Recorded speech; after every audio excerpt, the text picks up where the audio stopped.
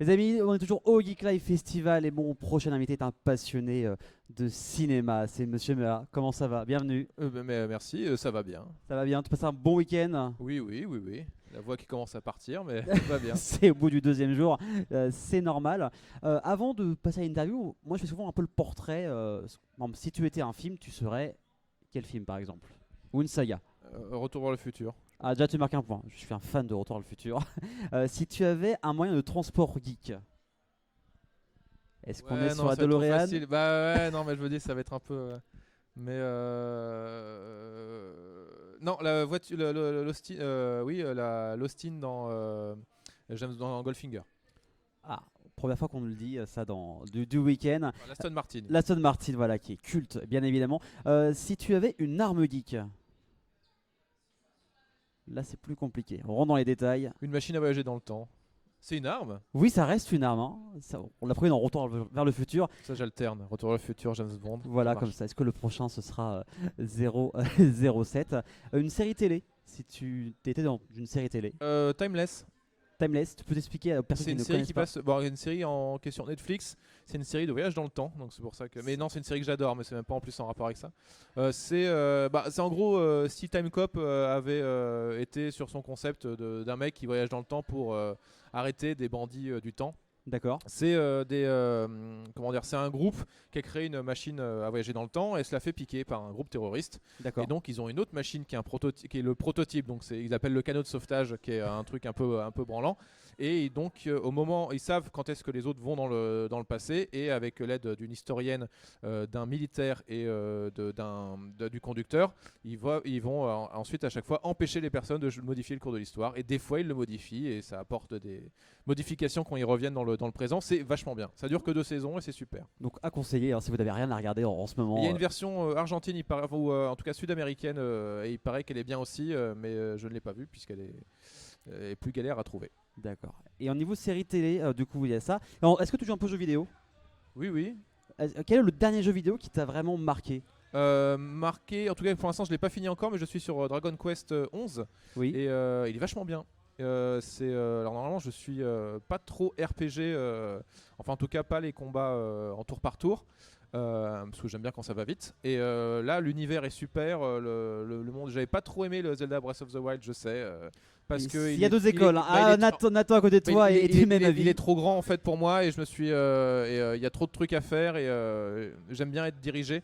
Et du D'accord. coup, Dragon Quest, dans celui-là, je suis bien dirigé, donc du coup, parce qu'en fait, ouais, dès que t'as trop de trucs à faire, je suis perdu. Et, comme les GTA, tu sais. Ouais, où t'as la mission principale, il y a là-bas, il y a la Ouais, mission voilà. Au taxi, bout d'un le moment, tu tennis. les laisses tomber parce que tu dis, bah, j'ai plus le temps.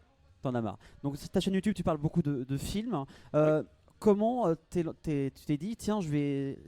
À quel moment tu t'es dit, je vais lancer une chaîne YouTube? Qu'est-ce qui a été le lancement? Bah, il y a plusieurs déclencheurs. En fait, j'étais journaliste cinéma pour un site internet qui n'existe plus. Enfin, c'était sur DVD-Rama, D'accord. qui est devenu excessif, et qu'après était, je crois qu'il existe encore un peu. C'est ITF1 maintenant.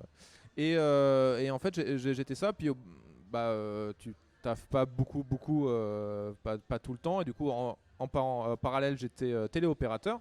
D'accord. Et je me sentais devenir con parce que téléopérateur, c'est toujours la même chose non, mais c'est toujours un truc très répétitif. Et en fait, mon cerveau commençait à se je bossais plus, je faisais plus d'articles pour le site pour le moment. Et donc je me suis dit, il faut que j'arrive à faire un travail où j'écris, je fais des trucs. Et il y avait le joueur du grenier qui faisait ses vidéos, la VGN qui faisait ses vidéos, que le Nostalgia Critique qui faisait ses vidéos. Tu t'es Et dit, tiens, je vais je me faire suis des dit, je vidéos. vais faire parce que j'adorais vraiment ces vidéos. Et du coup, je me suis dit, je vais parler. Alors, notamment, je me suis dit, je voyais par exemple le JDG et la VGN qui parlaient des mauvais jeux. Je me Oui. suis dit, c'est dommage parce que par exemple, dans les jeux Batman ou les jeux Astérix, il y a des bons jeux.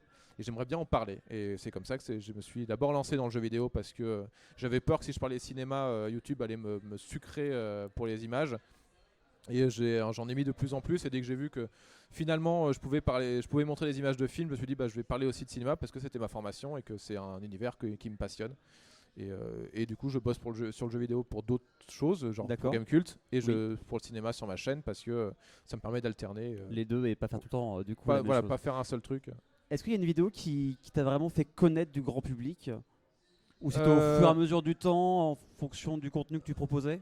C'est en fonction du contenu. Après, ce qui m'a fait connaître, c'est là récemment, l'année dernière, c'était John Rachid qui avait partagé Oui. quand j'avais fait sur Astérix aux Jeux Olympiques. Et là, c'est le JDG.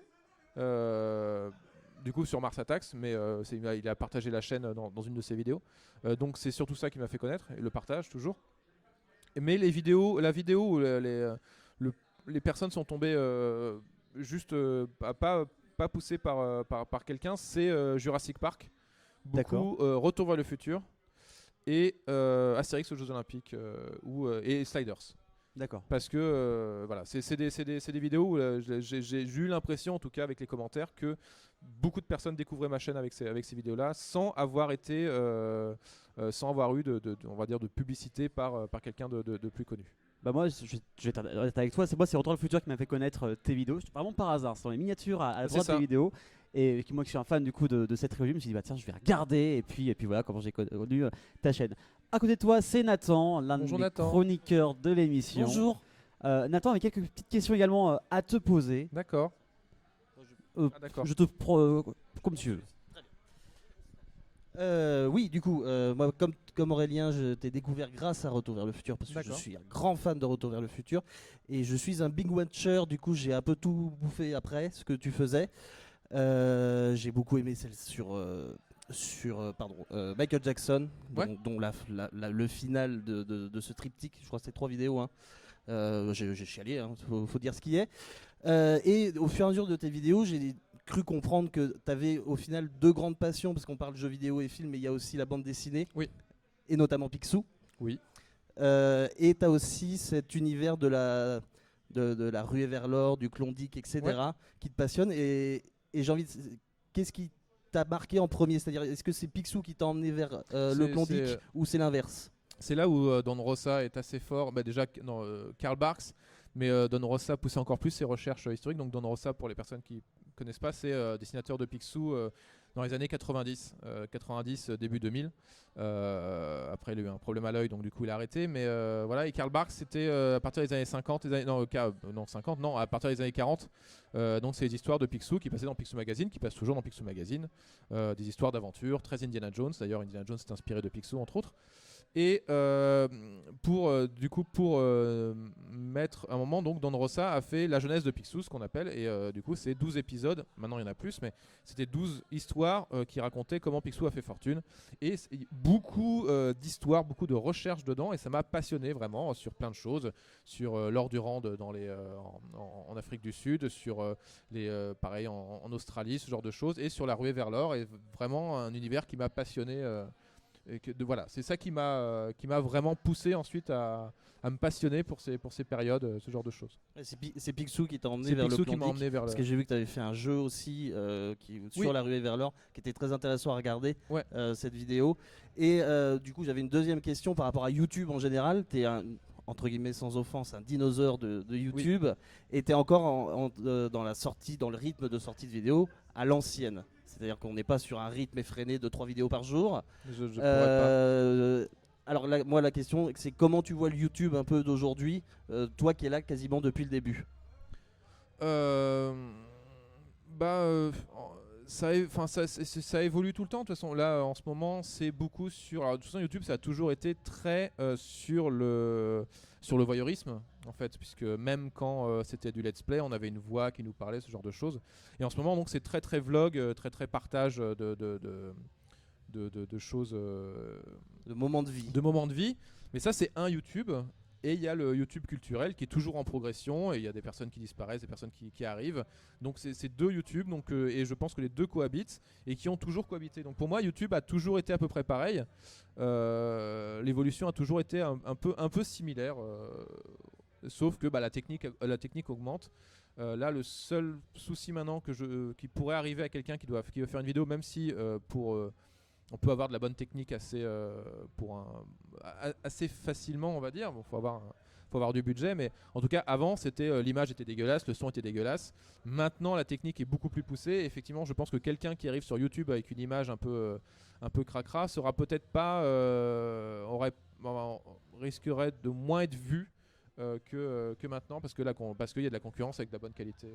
Voilà, je pense que c'est le seul truc, même si Je pense que y a toujours ce côté de, donc ce que je disais, de voyeurisme de réel, ou réel par rapport à certaines vidéos qui sont faites en studio dans des conditions du coup de production de télé, mais du coup on fait croire que c'est réel, mais même là c'est un sentiment de réel, et je pense que même la personne qui arrive avec une image cracra, du coup les personnes peuvent dire ah bah lui au moins il est vrai, et il peut quand même arriver à être bien vu sur YouTube. Donc même ça, en fait, même ce que je dis finalement c'est un peu faux. Je trouve que YouTube a pas beaucoup changé. Enfin en tout cas pour moi, j'ai pas l'impression. Mais Ok. Et dernière question très rapide, qui là du coup m'intéresse moi personnellement. Je sais parce que tu l'as teasé le prochain sujet de de ta prochaine vidéo qui va parler d'un film que j'adore de tout mon cœur. Quand est-ce qu'elle sort? Je sais pas. Parce que j'ai d'autres trucs aussi. Je ne vis pas entièrement de YouTube, donc il faut que j'écris par exemple pour le magazine Video Gamer Rétro. Je fais par moment des vidéos pour Gamecult, et tout ça prend du temps. J'ai aussi d'autres projets en ce moment, et tout ça prend du temps, et donc j'ai envie de bien la faire, et de pas la rusher, et pas et d'être satisfait une fois qu'elle sort, et pas de me dire ah j'aurais pu dire ça. Donc j'aimerais bien la sortir dans le courant du mois de février, si possible. On verra. Mais non, j'espère quand même la sortir. Mon planning, la manière dont je l'ai réglé, elle devrait sortir au mois de février. Mais encore une fois, rien n'est fixé. C'est pour ça que je préfère pas dire de date, parce que je pensais la sortir fin janvier, et en fait, j'ai pas pu. Après, comme on dit, vaut mieux pas donner de date et sortir effectivement une vidéo qualitative. Et de toute façon, c'est ce qu'on attend un petit peu quand on regarde tes vidéos. En fait, je me suis, comme d'habitude, je me suis rendu compte que je pensais que j'avais un angle précis pour Hook, et en faisant des recherches, je me suis rendu compte qu'il y avait d'autres choses, et du coup comme d'habitude ça fait une grosse vidéo, et une grosse vidéo ça prend du temps à monter. Mais on aime ça les grosses vidéos. Oui, mais du coup c'est chronophage. donc voilà, donc je sais pas quand est-ce qu'elle sortira, j'espère vraiment pour février. Ok, merci. Bah voilà. Et ça tombe bien parce que c'est pile la prochaine question que je voulais dire, c'était toi tes vidéos en moyenne, enfin combien tu mets de temps pour les faire au niveau de l'écriture, du tournage et du montage? Alors en moyenne c'est 1 mois et demi, 2 mois. D'accord. C'est la moyenne. Mais il y a des vidéos, après tout peut, parce qu'il y a des vidéos que je réfléchis, ça fait des années que je réfléchis à les faire.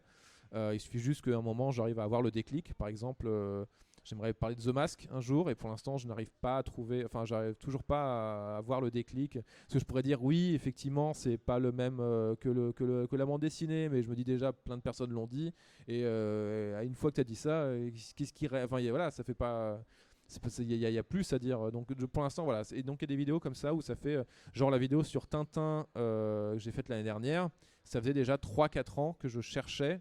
Et je voulais faire sur le lac aux requins, mais finalement le lac aux requins, il n'y a pas grand chose à dire. Et sur d'autres, voilà. Et donc j'ai enfin réussi à trouver le déclic, et j'ai pu la faire. Mais voilà, donc en écriture et en montage et en tournage, c'est 1 mois. D'accord. Mais en recherche, ça peut prendre des années. D'accord. Et ce déclic qui vient comme ça, comment tu travailles en fait quand tu fais tes vidéos? Alors t'es assis sur ton bureau et tu réfléchis, ou des fois ça peut t'arriver comme ça, tiens? Juste des fois en regardant un film. D'accord, en revoyant un film, et je me dis il est super cool, et puis il y a ça. Des fois juste je fonctionne beaucoup par envie aussi. C'est-à-dire que c'est pour ça que j'ai un peu arrêté, à part pour Hook, mais sinon j'ai un peu arrêté de teaser les vidéos, parce que des fois je disais tiens je vais faire comme pour les Tortues Ninja, je me dis je vais faire la suite, et en fait d'un seul coup j'avais plus envie de le faire, parce que ça faisait déjà presque 6 mois que j'étais sur les Tortues Ninja, et je me suis dit faut que je passe comme d'habitude, faut que je passe à autre chose, faut que j'alterne. Et souvent je commence à travailler sur une vidéo, puis en travaillant dessus je me rends compte que j'ai plus envie de la faire, parce que soit le sujet me passionne plus, soit parce que j'ai pas, ce que je disais, j'ai pas le déclic, donc faut une envie. Donc ça peut être en regardant un film, en tombant sur une interview. Souvent c'est un truc qui a rien à voir. Là je prépare aussi une vidéo pour cette année, et c'était en voyant 1917 que du coup je me suis dit tiens, ça m'a rappelé un sujet du coup, et voilà, donc c'est ça. Après ça reste sur ma liste. Avant des fois je travaillais sur, je lisais une interview, il y avait une anecdote qui me faisait rire, et je me dis tiens ça serait cool, et on en revient à l'histoire de The Mask. Oui, mais une fois que t'as sorti ça, qu'est-ce qui reste à dire, Oui. Voilà. Et donc par exemple le monde perdu, j'aimerais bien en parler aussi, j'ai l'angle et tout ça, mais pour l'instant comme j'ai déjà parlé de Jurassic Park il y a 2 ans, j'attends, enfin voilà. toute façon, on peut te suivre sur tous les réseaux. T'es sur quoi du coup? Twitter, Facebook. Facebook plus trop. D'accord. Twitter et Twitter. Et Twitter. Bah Twitter, vous avez compris les amis. Et YouTube. Twitter et sur YouTube, bien évidemment. Merci Monsieur Mela d'avoir été avec nous merci. sur la Web TV du Geek Live. On se retrouve très prochainement avec un prochain invité. Les amis, bonne journée. Bonne journée.